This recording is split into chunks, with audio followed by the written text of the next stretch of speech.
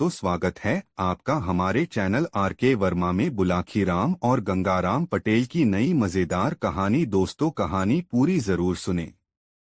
सच्चे का बोलबाला, झूठे का मुंह काला। दोस्तों, रोज की भांति दोनों फिर अपनी मंजिल की ओर चल पड़े। सारे दिन चलने के बाद वे एक प्राचीन ऐतिहासिक नगर के समीप पहुंचे। सबसे पहले उन्होंने रात्रि को विश्राम करने के लिए एक अच्छी सी जगह तलाश की और फिर वहीं डेरा डाल दिया। बुलाकी गंगाराम पटेल से पैसे लेकर अपने और घोड़ों के लिए भोजन सामग्री लेने बाजार चला गया।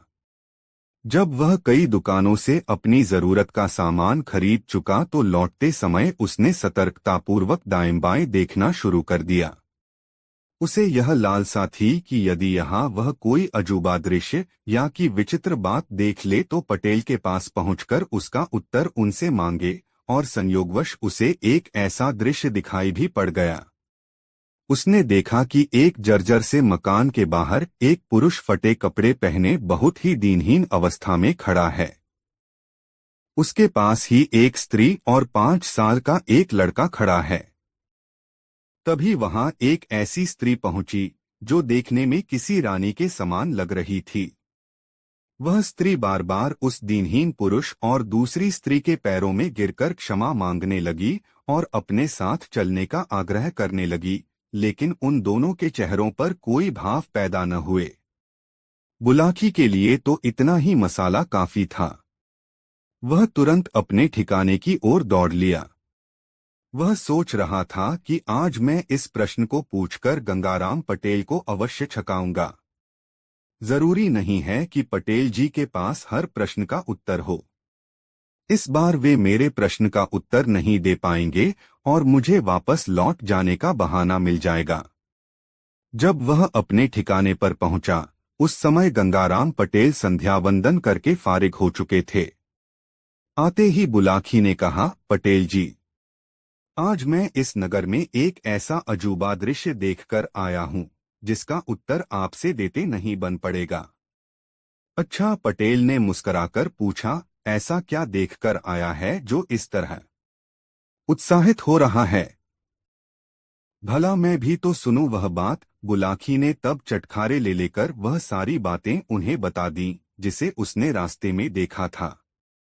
अंत में वह अपने चिरपरिचित अंदाज में बोला, अब मुझे इस रहस्य के बारे में बताओ पटेल जी, वरना मैं तो चला वापस अपने गांव की ओर। हाँ हाँ, जरूर चले जाना बुलाकी, पटेल जी विनोद पूर्वक बोले, लेकिन जाएगा तो कल सुबह ही न।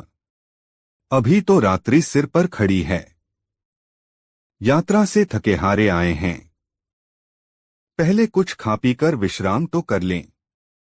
सोते समय मैं तुझे इस रहस्य के बारे में बता दूंगा। भोजनादि से निवृत्त होकर बुलाकी ने पटेल का हुक्का भरकर रख दिया। पटेल बिस्तर पर लेट गए और बुलाकी के प्रश्न का उत्तर देना शुरू किया। पटेल ने कहा, बुलाकी, अब से कुछ समय पूर्व इस नगर पर एक राजा राज करता था। उसकी पहली रानी संतान के रूप में एक लड़की छोड़कर प्रभु को प्यारी हो गई थी। राजा ने तब दूसरा विवाह कर लिया, लेकिन दूसरी रानी से उसे कोई संतान न हुई। राजा अपनी लड़की से बहुत स्नेह करता था, लेकिन लड़की की सौतेली माँ यानी दूसरी रानी उस लड़की से ईर्ष्या रखती थी। राजा की उस लड़की का नाम था माला। समय बीतता गया। धीरे धीरे वह राजकन्या एक सुंदर युवती के रूप में परिवर्तित हो गई। एक बार वह अपनी सहेलियों के साथ नदी में स्नान करने के लिए गई। जब वह स्नान के लिए नदी के जल में उतरी, तभी दैववश उसका पांव फिसल गया और वह नदी के गहरे जल में डूबने लगी। माला की सखियां यह देखकर घबरा गईं। वे सहायता की गुहार लगाती महल की ओर दौड़ गईं, ताकि महल पहुंचकर राजा से सारा हाल बता सकें। नदी के दूसरे किनारे पर उस समय जीवन नाम का एक युवक पेड़ पर चढ़कर लकड़ी काट रहा था। उसने जब माला को डूबते देखा तो वह फुर्ती से नीचे उतरा और नदी की ओर दौड़ पड़ा। जीवन अच्छा तैराक था। वह नदी में कूद पड़ा और माला को डूबने से बचाकर किनारे पर ले आया। माला बेहोश हो गई थी। नदी का ढेर सारा जल उसके पेट में चला गया था। जीवन ने तट पर ले जाकर पहले तो उसका पेट दबाया।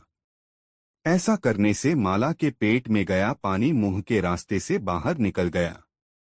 कुछ ही पल बाद माला को होश आ गया। अब उसने उठकर इधर उधर दृष्टि दौड़ाई। उसकी सारी सखियां वहां से गायब थीं। यह देखकर वह घबरासी गई। माला की ऐसी स्थिति देखकर युवक जीवन ने उसे तसल्ली दी और कहा, घबराइए नहीं, अब आप बिल्कुल सुरक्षित हैं। कोई भय की बात नहीं है। आपकी सखियों ने आपको डूबते देखा तो वे भयभीत हो गई थीं, इसीलिए सहायता के लिए नगर की ओर दौड़ गईं। अब शायद वे सहायता के लिए कुछ आदमी लेकर लौटने ही वाली हैं। माला ने कृतज्ञता भरी नजरों से युवक जीवन की ओर देखा। उसे वह युवक बहुत ही भला लगा। शरीर से हृष्ट-पुष्ट और गोरेचिट्टे रंग का जीवन पहली ही नजर में उसके हृदय में उतर गया। उसी समय राजा भी अपने आदमियों के साथ वहां पहुंच गया। अपनी बेटी को सुरक्षित देखकर उसे बहुत खुशी हुई। उसने माला से उस युवक का परिचय पूछा तो माला ने बताया, पिताजी, आज मैं इस युवक की कृपा से ही जीवित बच सकी हूँ। अगर यह नौजवान समय पर पहुंचकर मुझे नदी के जल में से निकालन लेता तो मेरा प्राणांत हो गया होता। राजा ने जीवन का बहुत बहुत आभार माना। उसने उसे अपने महल में ले जाकर पुरस्कार देना चाहा, लेकिन जीवन ने इस काम के बदले राजा से कोई भी पुरस्कार लेने से स्पष्ट इनकार कर दिया। उसने कहा, राजन, आपकी बेटी को मैंने किसी पुरस्कार को प्राप्त करने के लिए नहीं बचाया है। मैंने तो इसे इसलिए बचाया है क्योंकि यह एक इंसानी फर्ज था। अगर इसे डूबता देखकर मैं खामोश हो जाता तो प्रभु की नजरों में दोषी कहलाता और तब मुझे नरक में ही जगह मिलती। इसलिए मुझे पुरस्कार देने की बात भूल जाइए और राजकुमारी को महल में ले जाकर इनका उपचार कराइए। इस समय इन्हें उपचार की बहुत आवश्यकता है। जीवन के इस उत्तर से राजा उससे अत्यंत प्रभावित हुआ और उसकी मानवता ने उसे उसी घड़ी से जीवन का बेदाम का गुलाम बना दिया। उसने जीवन से कहा, युवक, तुम हमसे कोई पुरस्कार नहीं लेना चाहते तो न सही, किंतु क्या तुम कुछ दिन के लिए हमारा आतिथ्य भी स्वीकार नहीं कर सकते? जीवन से अब इनकार करते न बना। उसने कुछ दिन के लिए राजा का मेहमान बनना स्वीकार कर लिया। राजा उसे अपने महल में ले आया। महल में आकर जीवन की जीवनधारा ही बदल गई। राजकुमारी माला उसके प्रेमपाश में फंस गई। जीवन भी उस पर मोहित हो गया। परिणाम यह निकला कि राजा ने उसे अपनी बेटी के लिए उचित वर समझकर उसके साथ माला का विवाह कर दिया। इतनी कहानी सुनाकर गंगाराम पटेल ने अपने हुक्के से एक गहरा कश खींचा। ढेर सारा धुआं अपने हलक से उगलते हुए उन्होंने बुलाखी से कहा, बुलाखी, क्या तुझे यह जानने की उत्सुकता नहीं हो रही कि आखिर वह युवक जीवन था कौन, जो देखते ही देखते एक राजकुमारी का पति और एक राजा का जामाता बन गया? उत्सुकता तो है पटेल जी। बताइए न, कौन था वह युवक जीवन? उसके माता पिता और परिवार के बारे में भी बताइए। तो सुन बुलाखी, पटेल बोले, जीवन नाम का वह युवक एक गरीब किसान का लड़का था। उसके पिता ने उसे एक ऋषि के आश्रम में विद्याध्ययन के लिए भेजा हुआ था। उस समय वह आश्रम में रह रहे अपने सहपाठियों और ऋषि तथा ऋषि पत्नी के भोजन के लिए नदी किनारे सूखी लकड़ियां काटने आया हुआ था। संयोगवश ही उसकी नजर नदी के जल में डूबती हुई राजकुमारी माला पर पड़ गई और उसने दौड़कर नदी में कूदकर उसे बचा लिया था। जब राजा ने उसे अपनी कन्या के लिए वर चुन लिया तो उसने आश्रम में अपने गुरु और सहपाठियों को यह सूचना पहुंचाई। अपने पिता को भी उसने सूचित कर दिया। तब सभी लोग उसके विवाह के अवसर पर वहां पहुंचे और सबने वरवधू के लिए आशीर्वाद प्रदान किया। तब से माला और जीवन सुखपूर्वक महल में रहने लगे। अब हे बुलाखीराम, तुम आगे का हाल सुनो। यह कहकर पटेल जी ने आगे की कथा सुनाई। विवाहोपरांत जब माला और जीवन महल में रहने लगे तो राजा की उस रानी की ईर्ष्या हुई। माला से तो वह पहले ही बहुत जलती थी। जीवन भी जब महल में ही रहने लगा तो ईर्ष्या में और भी वृद्धि हो गई। उधर राजा ने भी राजकार्य का अधिकांश दायित्व अपने जामाता जीवन को सौंप दिया था। एक दिन तो उन्होंने भरे दरबार में यह भी ऐलान कर दिया कि मेरे बाद इस राज्य का उत्तराधिकारी मेरा जामाता जीवन ही होगा। यह बात सुनकर रानी की ईर्ष्या की आग और भी भड़क उठी और वह जीवन और माला को महल से बाहर निकालने की तरकीबें सोचने लगी। एक दिन उसने एक योजना बना ली और रानी कैकेयी की तरह अपने राजसी वस्त्र उतारकर मैले कुचैले वस्त्र पहनकर कोप भवन में जा लेटी। शाम को दरबार से लौटकर राजा ने उसके रूठने का कारण पूछा तो उसने जीवन पर आरोप लगाते हुए कहा कि वह उसका पातिव्रत्य धर्म नष्ट करना चाहता था। रानी की यह बात सुनकर राजा ने क्रोध में भरकर बिना कोई छानबीन किए जीवन को राज्य से बाहर निकल जाने का आदेश दे डाला। जब जीवन जाने लगा तो माला भी महल का अपना सारा सुख त्याग कर उसके साथ चलने को तैयार हो गई। राजा ने अपनी बेटी को बहुत समझाया कि वह उसके साथ न जाए, किंतु वह एक पतिव्रता स्त्री थी, अपने पति से विमुख कैसे रह सकती थी। वह भी अपना सारा राजसी सुख भोग छोड़कर अपने पति के साथ बाहर चली गई। उधर राजा ने क्रोध में आकर जीवन को देश निष्कासन का आदेश तो दे डाला, किंतु बाद में उसकी कमी उसे खलने लगी। वह पछताने लगा कि मैंने जीवन को देश निष्कासन का आदेश देकर अच्छा नहीं किया। न जाने मेरी लाडली बेटी इस समय कहाँ और कैसी हालत में होगी। जिसने कभी राजमहल से बाहर कदम नहीं रखा था, अब न जाने किन किन हालात में दरबदर की ठोकर खा रही होगी। इसी शोक में राजा गंभीर रूप से बीमार पड़ गया। रानी ने बेमन से उसका उपचार कराया, किंतु राजा बीमारी से मुक्त न हुआ और मन में पश्चाताप का बोझ लिए एक दिन उसने अपना शरीर त्याग दिया। राजा के मरने के बाद राजसत्ता रानी के हाथ आ गई। वह हर काम अपनी मर्जी के अनुसार करने लगी। यद्यपि रानी के कामों से प्रजा और उसके सारे कर्मचारी नाखुश थे, किंतु रानी के आगे किसी की कुछ नहीं चलती थी। वह स्वेच्छाचारिणी हो गई थी। इतना कहकर गंगाराम पटेल ने कुछ देर के लिए विराम लिया, हुक्का गुड़गुड़ाया और उसका एक गहरा कश लेकर आगे कहने लगे, अब हे बुलाखीराम, आगे का हाल सुनो। अपना नगर छोड़कर जीवन और माला एक दूसरे नगर में पहुंच गए। वहां पर उन्होंने एक मकान किराए पर ले लिया और दूसरों की मेहनत मजदूरी करके अपना पेट पालन करने लगे। धीरे धीरे उन्हें उस नगर में रहते हुए 7 वर्ष बीत गए। इस दौरान माला की कोख से एक पुत्र ने जन्म लिया, जिसका नाम उन्होंने चंद्रकिशोर रखा। एक दिन की बात है, माला अपने पति के साथ नगर से बाहर एक मंदिर में देव पूजा के लिए गई। रास्ते में एक गुंडे की निगाह उस पर पड़ गई। वह गुंडा माला के रूप को देखकर उस पर मोहित हो गया। वह सोचने लगा कि कोई ऐसी तरकीब सोचनी चाहिए जिससे यह रूपसी मेरी अंशायनी बन जाए। किंतु यह कार्य तब तक उसके लिए कठिन था जब तक कि माला का पति जीवन उसके साथ था। सबसे पहले उसने जीवन को ही अपने रास्ते से हटाने का फैसला किया। हे बुलाखीराम, तब वह गुंडा एक अपाहिज का वेश बनाकर जीवन के पास पहुंचा और उससे कहा, भैया, मैं एक अपाहिज आदमी हूं। ईश्वर के लिए मेरी कुछ मदद कर दो। मैं आपका बहुत एहसानमंद रहूंगा। कैसी मदद चाहते हो भाई? जीवन ने उससे सहानुभूतिवश पूछ लिया।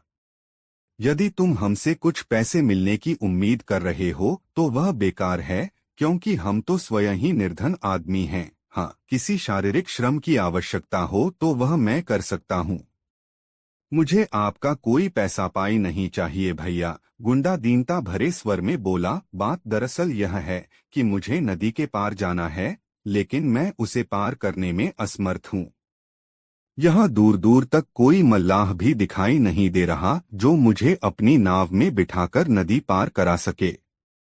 इसलिए मैं आपसे मदद की गुहार कर रहा हूँ। मैं चाहता हूँ आप मुझे किसी तरह नदी पार करा दें। जीवन ने माला की ओर देखा तो उसने आंखों ही आंखों में सहमति प्रदान कर दी। तब जीवन ने उस गुंडे के छल को न समझते हुए उसे अपनी पीठ पर बैठा लिया और तैरकर उसे नदी के पार ले जाने लगा।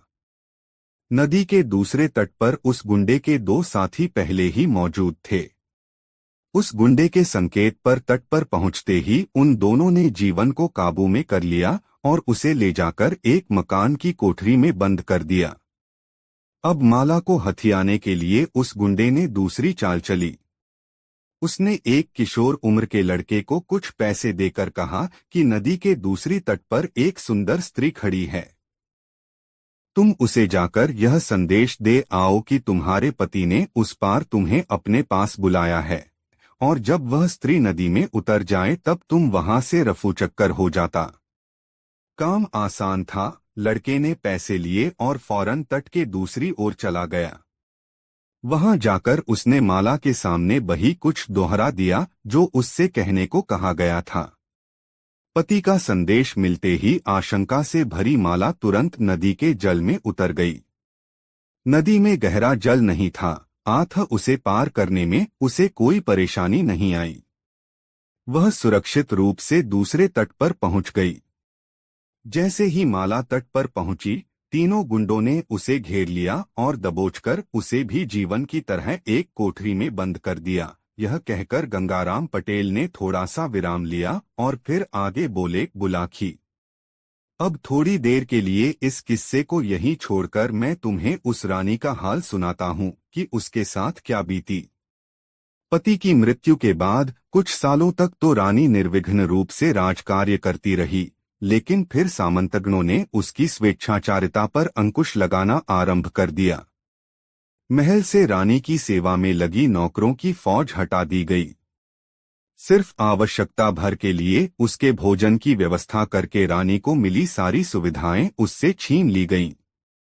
फिर एक दिन ऐसा भी आया जब उन्होंने रानी को राज्याधिकार से वंचित करके सारी सत्ता पर कब्जा कर लिया। रानी ने प्रतिवाद किया तो उससे कह दिया गया कि महाराज की मृत्यु के बाद इस राज्य की सत्ता पर सिर्फ माला और जीवन का ही अधिकार है, अतः जब वे यहाँ आकर हमसे अपनी अमानत मांगेंगे तो हम तत्काल राज्याधिकार उन्हें सौंप देंगे। यह सुनकर रानी ठगी सी रह गई। राज सत्ता का अधिकार उसके हाथ से छिन गया तो वह बेहद मायूस हो गई। उसे रह रहकर पछतावा होने लगा कि क्यों उसकी मति भ्रष्ट हो गई थी जो वह निर्दोष जीवन पर अपनी इज्जत लूटने का आरोप लगा बैठी थी। उसे अब यह भी लगने लगा कि उसका जीवन माला और जीवन की उपस्थिति में ही सुरक्षित रह सकेगा, अन्यथा सामंतगण कोई षड्यंत्र करके उसे मरवा डालेंगे। यह सब सोचकर ही रानी माला और जीवन को तलाश करने के लिए बाहर निकल पड़ी और उनकी खोज करते करते उस नगर में पहुंच गई जहां वे दोनों रह रहे थे। और अब माला और जीवन का हाल सुनो, पटेल बोले। जैसा कि मैं बता चुका हूं, उन गुंडों ने माला और जीवन को एक ही मकान की अलग अलग कोठरियों में बंद कर रखा था। उधर अपने घर पर उनका 7 वर्षीय बेटा चंद्रकिशोर बेचैनी से उनके घर लौटने की प्रतीक्षा कर रहा था। जब काफी देर हो गई और उसके माता पिता देव पूजा से वापस न लौटे तो उसकी चिंता बढ़ गई। कहीं कोई दुर्घटना तो उनके साथ नहीं घट गई, ऐसा विचार कर वह उनकी खोज में निकल पड़ा। अपने माता पिता को तलाश करता हुआ चंद्रकिशोर संयोगवश उसी मकान के निकट पहुंच गया जहां उसके माता पिता कैद करके रखे गए थे।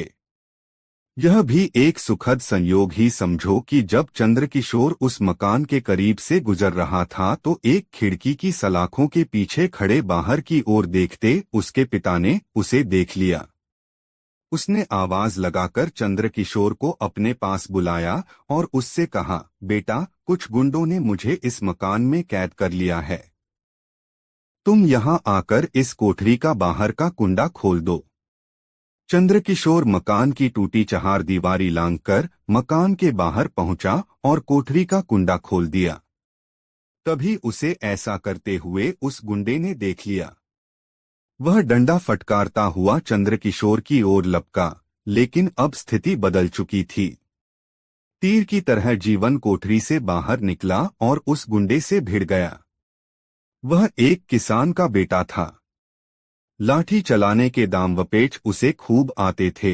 उसने गुंडे का लाठी का वार झुकाई देकर विफल कर दिया और बड़ी फुर्ती से उसके हाथ से लाठी छीन ली।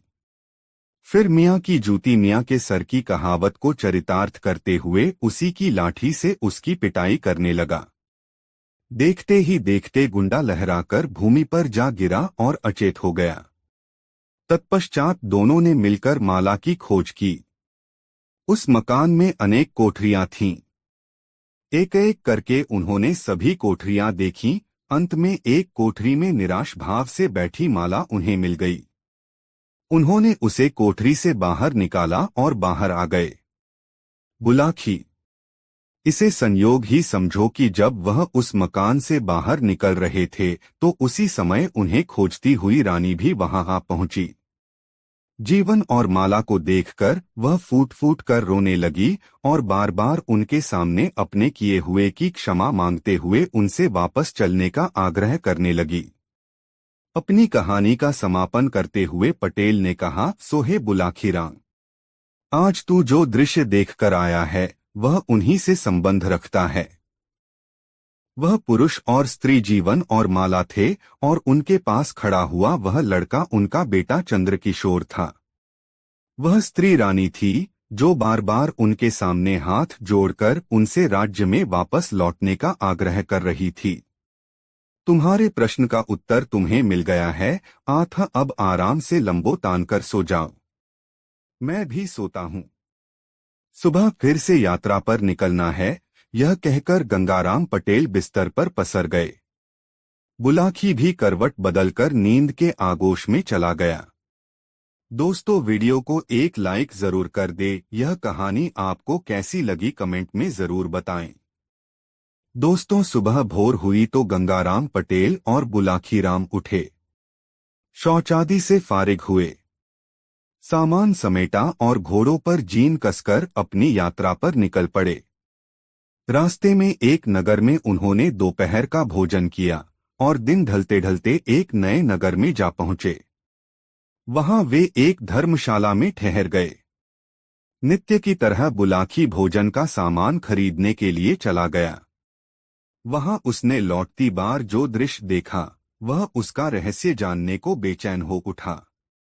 भोजन आदि से निवृत्त होकर जब गंगाराम बिस्तर पर पहुंचकर हुक्का गुड़गुड़ाने लगे तब उसने पटेल के पैर दबाते हुए उनसे कहा, पटेल जी, अब तो आप भोजनादि से निवृत्त हो चुके हैं। क्या अब मैं अपनी वह बात कहूं जो आज बाजार से लौटते समय मैंने देखी है? हाँ हाँ भाई, अवश्य कहो, पटेल विनोद भरे स्वर में बोले। तुम्हारी इस शर्त को मानकर ही तो मैं तुम्हें साथ लाया हूं। मुझे मालूम है कि मैंने तुम्हारी शंका का समाधान न किया तो सवेरा होते ही तुम मेरा साथ छोड़कर वापस लौट जाओगे। अपनी बात अवश्य कहो। पटेल जी, आज जब मैं बाजार से सामान खरीदकर वापस लौट रहा था तो मैंने एक दुकान के बाहर भीड़ जुटी हुई देखी। यह देख मैं भी यह जानने के लिए वहां ठहर गया कि देखूं माजरा क्या है, किस कारण यह भीड़ खड़ी है। मैंने देखा कि एक वैश्य की दुकान के नीचे एक 12-13 वर्षीय लड़के की लाश पड़ी हुई है। लाश के समीप ही उस लड़के के माँ बाप बैठे सिसक रहे थे। तभी एक व्यक्ति वहां पहुंचा। उसमें और वैश्य में कुछ वार्तालाप हुआ। फिर उस व्यक्ति ने लड़के के पिता से किसी बात की शपथ लेने के लिए कहा। लड़के के पिता ने जैसे ही शपथ ली कि मृत लड़का जीवित होकर खड़ा हो गया। यह देखकर मेरी हैरत का ठिकाना न रहा।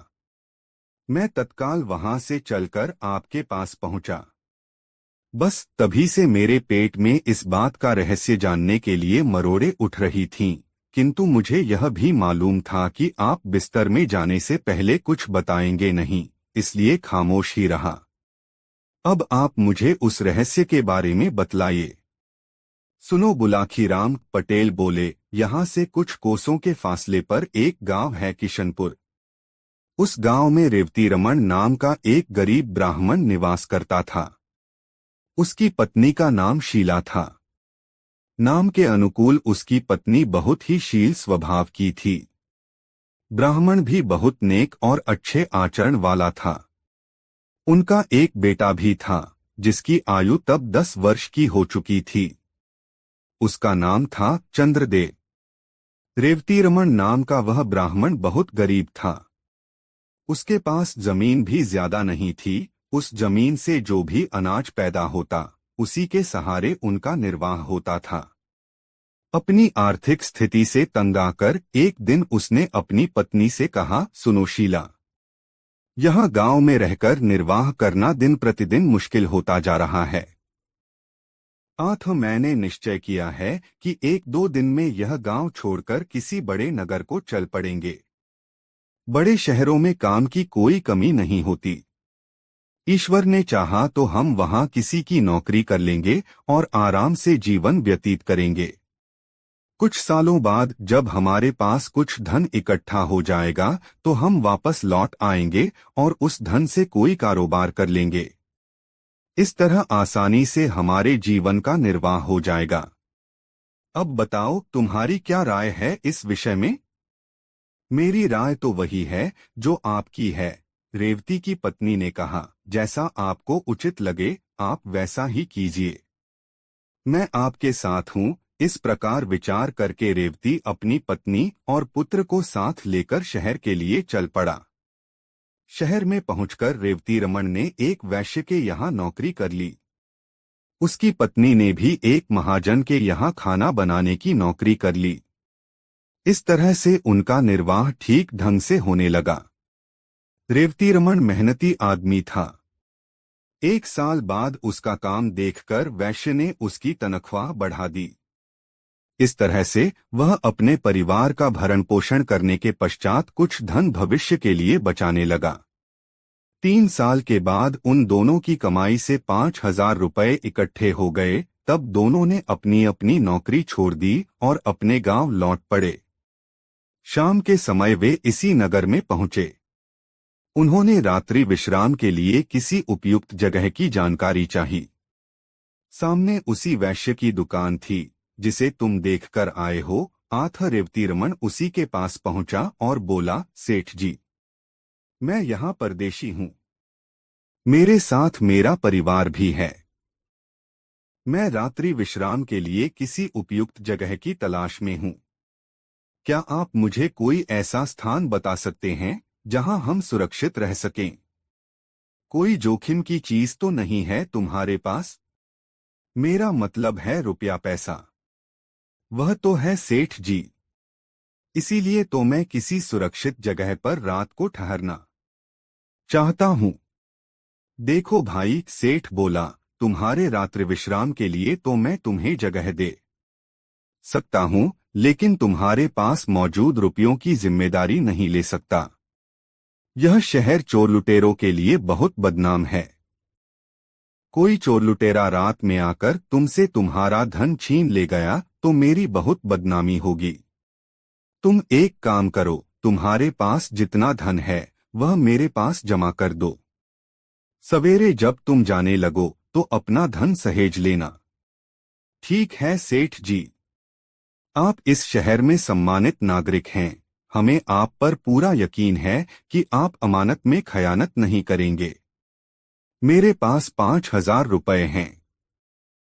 उन्हें आप अपने पास जमा कर लीजिए। सुबह जाने से पहले मैं आपसे अपना रुपया वापस ले लूंगा। ऐसा कहकर रेवतीरमण ने अपना पैसा उस वैश्य के पास जमा करवा दिया। वह रात रेवतीरमण और उसके परिवार ने सेठ की दुकान के बाहर लगे फट्टों पर सोकर काट ली। प्रातः जब सेठ ने दुकान खोली तो रेवतीरमण ने उससे अपना पैसा वापस मांगा। इस पर सेठ की त्योरियां चढ़ गईं। उसने तेज आवाज में पूछा, कैसा पैसा? तुमने मुझे कोई पैसा नहीं दिया था। इस पर दोनों में तकरार होने लगी। पड़ोसी और राहगीर इकट्ठे हो गए। सेठ के पड़ोसियों ने तब उनका विवाद खत्म करने के लिए रेवतीरमण से कहा, देखो भाई, तुम कहते हो कल रात तुमने इनके पास 5,000 रुपए जमा कराए थे, जबकि ये सेठ इस बात से साफ इनकार कर रहा है। अब कौन सच्चा है और कौन झूठा, इसका फैसला तो शपथ लेकर ही किया जा सकता है। क्या तुम अपने इकलौते बेटे की कसम खाकर यह बात कह सकते हो कि तुमने रात इस सेठ के पास 5,000 रुपए जमा कराए थे? बिल्कुल कह सकता हूँ, रेवतीरमण बोला। जो बात सच है उसके लिए मैं कैसी भी शपथ लेने को तैयार हूँ। क्यों सेठ, क्या तुम्हें भी यह बात मंजूर है? बिल्कुल मंजूर है, सेठ बोला।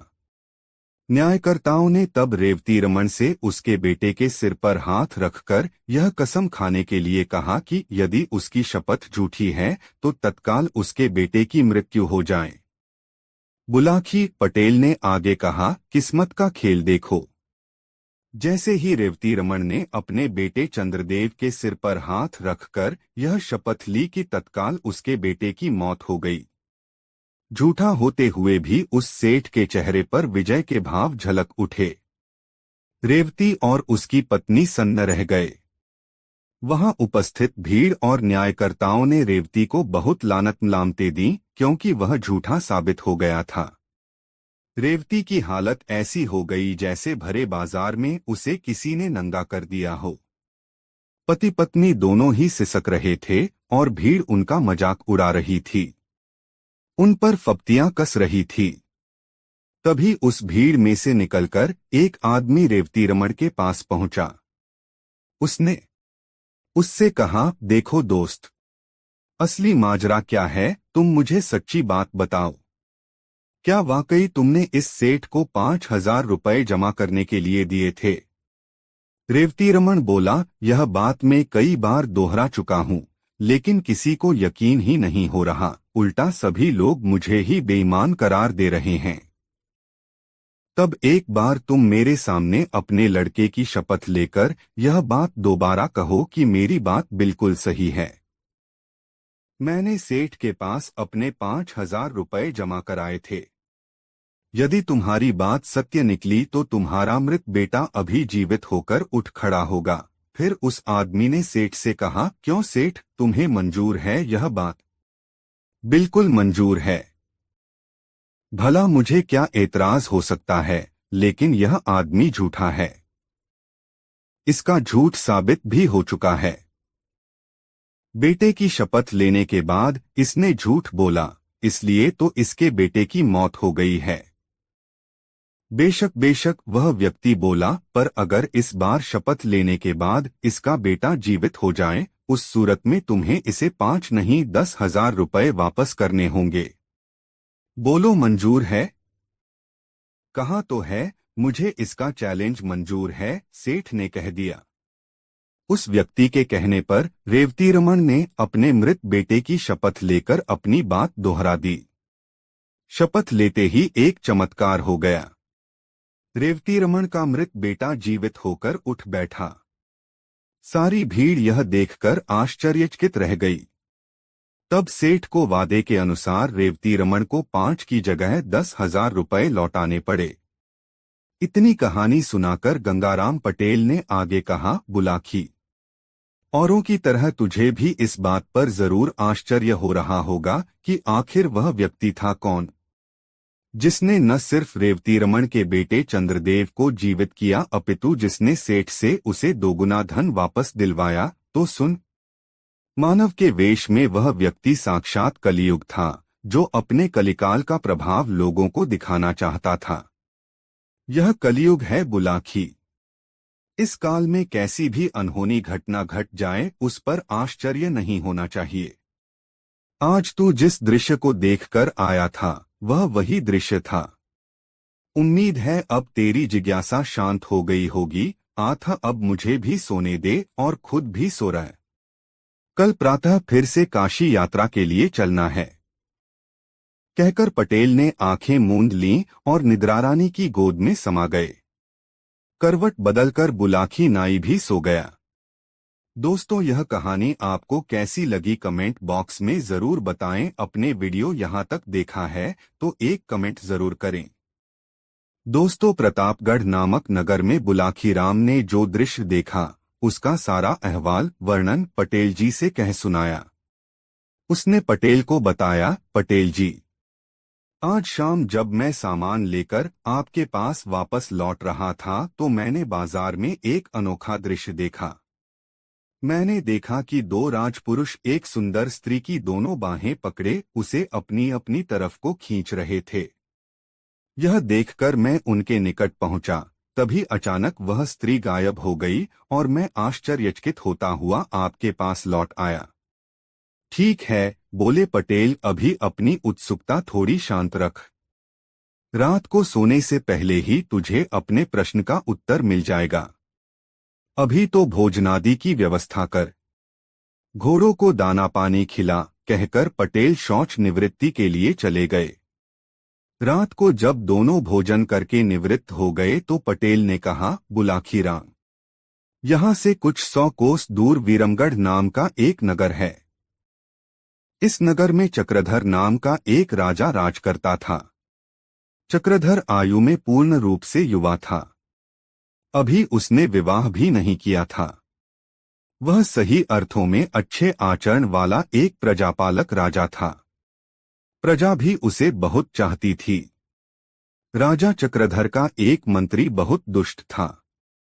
वह राजा के सामने तो बड़ी मीठी मीठी बातें करता था, लेकिन पीठ पीछे उसकी बुराई करता था। उसने गुप्त रूप से पड़ोसी देश के राजा के साथ संपर्क बनाया हुआ था। पड़ोसी देश के राजा ने उससे वादा किया हुआ था कि यदि वह विरमगढ़ नगर पर उसका अधिकार करा दे तो वह उसे बहुत सा धन और भूमि उपहार में देगा और उसे अपने राज्य का प्रधानमंत्री बना देगा। इसी लालच के कारण वह दुष्ट मंत्री राजा चक्रधर के राज्य की गुप्त सूचनाएं उसे चोरी छिपे पहुंचाता रहता था। उन सूचनाओं के आधार पर एक दिन उस पड़ोसी राजा ने राजा चक्रधर के नगर विरमगढ़ पर धावा बोल दिया और इससे पहले कि राजा चक्रधर की सेना सावधान होती, उसी मंत्री की सहायता से पड़ोसी राज्य की सेना ने नगर पर अधिकार कर लिया। तब राजा के सैनिक जी-जान से राजा के महल की रक्षा करने में जुट गए। राजा चक्रधर स्वयं हथियार लेकर शत्रु से जूझने निकला, लेकिन तभी उसके घायल वफादार सैनिक उसका रास्ता रोककर उससे कहा, राजन, बाहर मत जाइए। नगर पर शत्रु का अधिकार हो चुका है और अब दुश्मन के सैनिक टिड्डी दल की तरह महल पर अधिकार करने के लिए इधर ही बढ़े चले आ रहे हैं। स्थिति बहुत ही विषम हो चली है।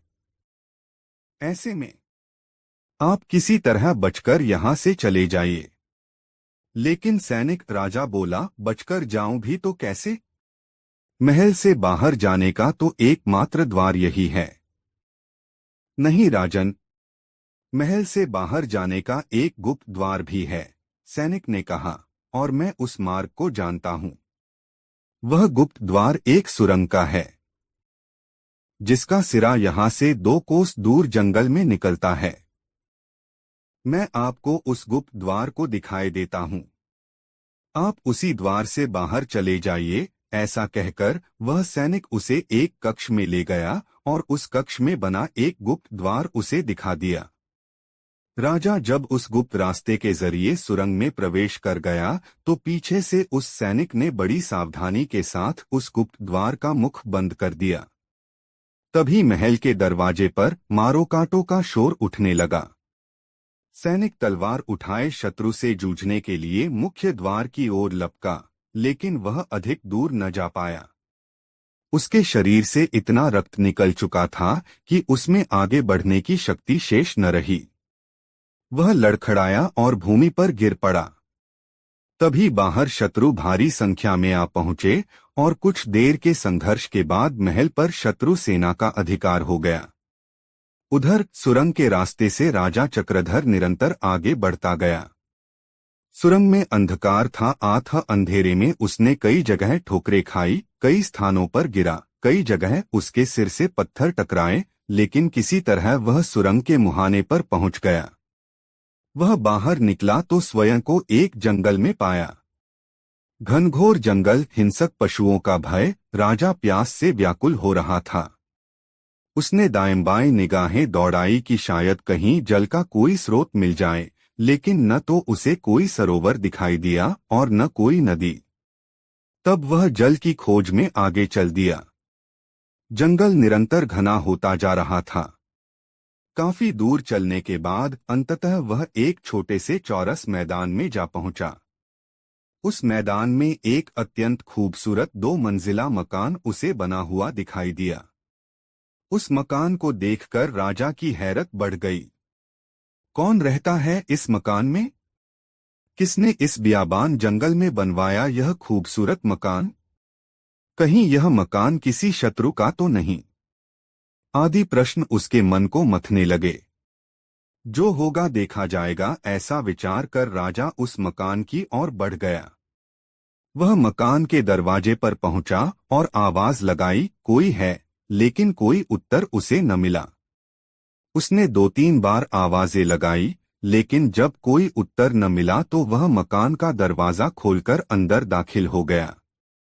मकान बाहर से जितना सुंदर नजर आता था, अंदर से उससे भी कई गुना ज्यादा खूबसूरत था। कमरे में एक पलंग बिछा हुआ था। थका हारा राजा उस पर बैठ गया। फिर वह उठा और सीढ़ियां चढ़कर दूसरे खंड पर पहुंच गया। वहां भी एक भव्य कक्ष बना हुआ था, जिसमें आवश्यकता की सारी चीजें रखी हुई थीं। राजा ने पहले तो पानी पीकर अपनी तृष्णा शांत की, फिर नीचे उतरकर उसी पलंग पर आकर लेट गया। वह बेहद थकान महसूस कर रहा था। आठ एक बार लेटा तो फिर उठा नहीं। उसे निद्रा रानी ने अपनी गोद में समेट लिया। राजा न जाने कितनी देर तक सोता रहा। आंख खुली तो देखा कि सारा कमरा एक स्वर्णिम आभा से दमक रहा है। वह रोशनी किसी दीपक की नहीं, वरन उन खंभों से निकल रही थी, जिनके ऊपर मकान का ऊपरी कक्ष टिका हुआ था। राजा उसे देखकर अभी आश्चर्य कर ही रहा था कि तभी घुंघरुओं की आवाज बस उठी और देखते ही देखते उसके बिस्तर के पास एक बेहद सुंदर रूपसी प्रकट हो गई। हे भगवान, मैं किस मुसीबत में आ फंसा। यह तो कोई मायामहल है, और यह सुंदरी या तो डायन या चुड़ैल है, या फिर कोई जादूगरनी जो अपने जादू से इतनी खूबसूरत बनी हुई है। राजा ऐसा विचार कर ही रहा था कि वह सुंदरी जैसे उसके मन के विचारों को ताड़ गई। वीणा की झंकार जैसे मधुर स्वर में उसने कहा, घबराओ मत अजनबी, तुम यहाँ सुरक्षित हो। लेकिन आप कौन हैं? और आपका यह मायामहल? राजा ने कंपित स्वर में पूछा। अजनबी, मैं दानव की पुत्री हूँ। दानेशी नाम है मेरा। यह मकान मेरे पिता का बनवाया हुआ है। एक राक्षस से युद्ध करते समय मेरे पिता की मौत हो चुकी है। वह राक्षस मेरे रूप का दीवाना है। वह हर हालत में मुझे पाना चाहता है। आठ उसके भय से दिन में तो मैं अदृश्य हो जाती हूँ और रात के समय यहाँ आ जाती हूँ। दानवकन्या ने स्वयं ही अपना परिचय दिया। दोस्तों, वीडियो को एक लाइक जरूर कर दे। तत्पश्चात राजा ने भी अपना परिचय दिया और उस पर कैसी मुसीबत आ पड़ी है, किस परिस्थिति में उसे अपना राज्य छोड़कर जान बचाने के लिए भागना पड़ा है, वह सब उस दानवकन्या को बताया। सुनकर दानवकन्या ने कहा, घबराओ नहीं। जब तक तुम्हारा विपत्तिकाल चल रहा है तब तक यहीं रहो। यहाँ जरूरत की हर सामग्री मौजूद है। ऐसा कहकर वह राजा का हाथ पकड़कर बाहर ले आई। उस चौरस मैदान की ओर उसने कोई मंत्र बुदबुदाते हुए हाथ से कोई संकेत किया। देखते ही देखते पूरा मैदान किसी भव्य राजमहल में परिवर्तित हो गया। खूबसूरत बगीचे, मनोरम फव्वारे, दास दासियां सब न जाने कैसे उस राजमहल में प्रकट हो गए। उस राजमहल के सामने वह मकान बहुत ही साधारण सा लगने लगा। दानेशी उसके हाथ में हाथ डालकर पुनः उसे अंदर ले आई और बड़े प्रेम से उसे पलंग पर बिठाकर बोली, राजन, आपको भूख लगी होगी, पहले भोजन कर लीजिए। बातें तो बाद में होती रहेंगी, ऐसा कहकर दानेशी ने ताली बजाई। ताली बजाते ही न जाने कैसे उस कमरे में भोजन की थालियां लिए अनेक सेविकाएं प्रकट हो गईं। दानेशी ने तब राजा चक्रधर को बड़े प्यार से अपने हाथों से खाना खिलाया। भोजन बहुत स्वादिष्ट था। यद्यपि यह स्वयं राजा था और उसके राजमहल में भी भोजन की बहुत अच्छी व्यवस्था रहती थी, तथापि आज जैसा भोजन उसने न खाया था वह तो इसके आगे कूड़ा था। इतनी कहानी सुनाकर पटेल ने थोड़ा विराम लिया। हुक्के का एक जोरदार कश खींचा और धुआं बुलाखीराम की ओर उछाल दिया। अरे, यह क्या कह रहे हो पटेल जी? धुआं दूसरी ओर फेंको, बुलाखी चिल्लाया। मुझे खांसी उठ आएगी। पटेल मुस्कराए और बोले, मैं यह जानने की कोशिश कर रहा था कि कहीं तू सो तो नहीं गया। अंधेरे में दिखाई तो कुछ दे नहीं रहा। कुछ देर पहले तक तू हुंकारा भर रहा था, पर अब वह भी बंद कर दिया है, इसलिए मुझे तुझे सचेत करना पड़ा। खैर, यह बता कैसी लग रही है यह कहानी? बहुत ही अच्छी, बेहद दिलचस्प, बुलाखी बोला। आप कहानी जारी रखिए। बुलाखी। राजा चक्रधर और दानेशी का प्रेम प्रसंग काफी लंबा है। तो मैं तुझे संक्षिप्त में बताता हूँ कि वहां रहते रहते दोनों में प्यार हो गया। फिर एक दिन अग्नि को साक्षी मानकर दोनों ने विवाह कर लिया और दोनों पति पत्नी के रूप में वहां रहने लगे। बुलाखी। जैसा कि मानव स्वभाव है, हर मानव अपने जीवन में विविधता चाहता है। एकरसता उसे बोर कर देती है। यही कुछ राजा चक्रधर के साथ हुआ। महीनों तक एक ही स्थान पर रहते हुए वह उकताने लगा। तो एक दिन अपनी पत्नी दानेशी से कहा, प्रिय, तुम्हें तो तंत्र मंत्र विद्या का ज्ञान है। जब चाहे रूप बदलकर अथवा अदृश्य रूप में जहां भी चाहती हो चली जाती हो, किंतु मैं ठहरा एक साधारण मानव। मैं इस निर्जन स्थान में एक ही जगह रहते रहते बहुत उकताहट महसूस करता हूँ। मेरी इच्छा है कि कुछ दिनों के लिए हम निकट के किसी बड़े नगर चलें, साधारण व्यक्तियों की तरह वहां रहें, नए नए लोगों से मिलें, उनके जीवन के विषय में जानें, वार्तालाप के जरिए कुछ उनसे नई बातें सीखें, कुछ अपनी बात उन्हें सिखाएं। कहो, क्या विचार है इस विषय में तुम्हारा? मुझे तो कोई एतराज नहीं है, किंतु तुम पर कोई संकट न आ जाए, दानेशी ने आशंका जताई। कोई संकट नहीं आएगा, और फिर आया भी तो वीरतापूर्वक उसका भी मुकाबला कर लेंगे। इस प्रकार दानेशी को राजी करके राजा चक्रधर उसे इसी शहर में कुछ दिन घूमने के लिए ले आया। 2 दिन खूब आराम से बीते। उन दोनों ने खूब सैर सपाटा किया, नए नए स्थान देखे, ढेरों अच्छी अच्छी चीजों की खरीदारी की। लेकिन तीसरे दिन उनके समक्ष एक संकट आ खड़ा हुआ ये कि जब वे दोनों खरीदारी करके एक दुकान से बाहर निकल रहे थे, तो वहां के राजा की नजर उस दानवकन्या पर पड़ गई और वह उस पर मोहित हो उठा। वह घोड़े से नीचे उतरा और दानेशी के समीप पहुंचकर उससे प्रणय याचना करने लगा। यह देखकर राजा चक्रधर को क्रोध आ गया। उसने राजा से कहा कि यह स्त्री मेरी पत्नी है और आपको किसी विवाहिता स्त्री से प्रणय निवेदन करने का कोई अधिकार नहीं है। बस इसी बात पर उन दोनों में तकरार होने लगी। राजा ने दानेशी का बाजू थामा और उसे खींचकर घोड़े पर बिठाना चाहा, लेकिन तभी उसके पति चक्रधर ने उसका दूसरा बाजू थाम लिया। अब चक्रधर तो दानेशी को अपनी ओर खींचे तो यहाँ का राजा उसे अपनी ओर।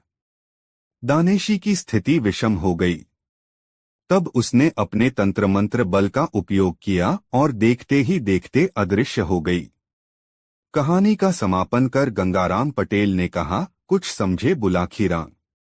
आज तुमने जो दृश्य देखा था वह उसी समय का था। वह स्त्री जो तुम्हारे देखते ही देखते अदृश्य हो गई थी, दानवकन्या दानेशी थी और राजपुरुषों के विषय में तुम जान ही चुके हो। इसलिए खेल खत्म और पैसा हजम। अब लंबी तान कर सो, सुबह उठकर फिर यात्रा करनी है।